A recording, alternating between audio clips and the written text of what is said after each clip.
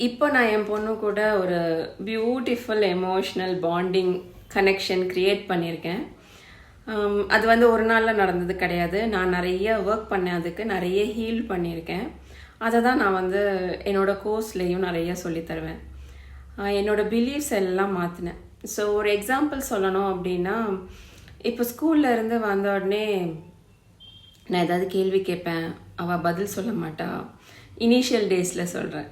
So பதில் சொல்லலைன்னு உடனே எனக்கு டக்குன்னு வந்து அந்த எமோஷ்னல் ட்ரிகர் ஆகும். எமோஷ்னல் ட்ரிகருங்கிறது என்னென்னா, நான் கேட்குறேன், அவள் பதில் சொல்ல மாட்டேங்கிறா. நான் சொல்கிறேன், அவள் என்னை புரிஞ்சிக்க மாட்டேங்கிறா, என்னை மதிக்க மாட்டேங்கிறா, இந்த மாதிரி. ஓகேவா? ஸோ இந்த மாதிரி டயலாக்ஸ்லாம் வந்து நம்ம மைண்டில் போகும்போது என்ன ஆகும், நம்ம பாடி வந்து பயங்கரமாக ட்ரிகர் ஆகி இம்பேலன்ஸ் ஆயிரும். ஓகேவா? பேலன்ஸில் இருக்க மாட்டோம். எமோஷ்னல் பேலன்ஸ் இருக்காது.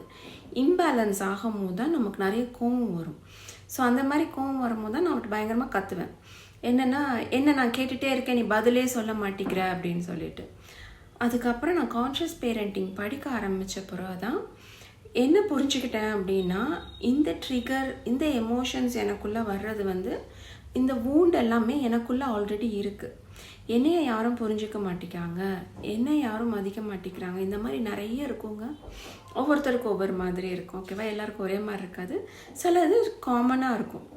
ஸோ அது வந்து எனக்குள்ளே இருந்ததுனால நான் வந்து என் பொண்ணு ஏன் பதில் சொல்லலைங்கிறத பார்க்கல. அவள் பதில் சொல்லாத வந்து என்னோட ஹர்ட் அண்ட் பெயினாக நான் எடுத்துக்கிட்டேன். இப்போ ட்ரிகர் பண்ணும் போது என்னாச்சு, அவள் திருப்பி கோவப்பட்டா. என்னடா அம்மா புரிஞ்சிக்கலன்னா அவளுக்கு. ஸோ அப்படி இருக்கும் போது என்னாச்சுன்னா, எங்களுக்குள்ளே டிஸ்கனெக்ஷன் தான் வந்துச்சு, கனெக்ஷன் வரவே இல்லை.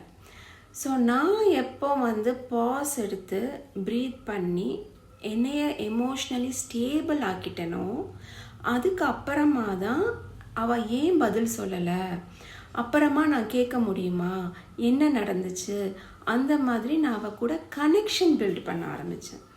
ஸோ இதுக்கு தான் வந்து அந்த எமோஷ்னல் ஹீலிங் வந்து ரொம்ப ரொம்ப ரொம்ப ரொம்ப முக்கியம் பேரண்ட்ஸுக்கு. ஏன்னா வந்து நம்ம ரொம்ப சில்ட்ரனோட அட்டாச்சாக இருப்போம், எமோஷனலி ரொம்ப அட்டாச் ஆகிருப்போமா. ஸோ நிறைய விஷயத்தில் வந்து நம்மளால் அதை பிரித்து பார்க்க தெரியாது.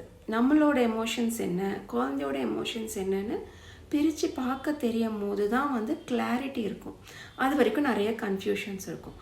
பட் இது ப்ராக்டிசஸ் மூலமாக, டெய்லி எஃபர்ட்ஸ் மூலமாக கண்டிப்பாக வந்து நம்ம அதை டிட்டாச் பண்ணிடலாம். தேங்க்யூ.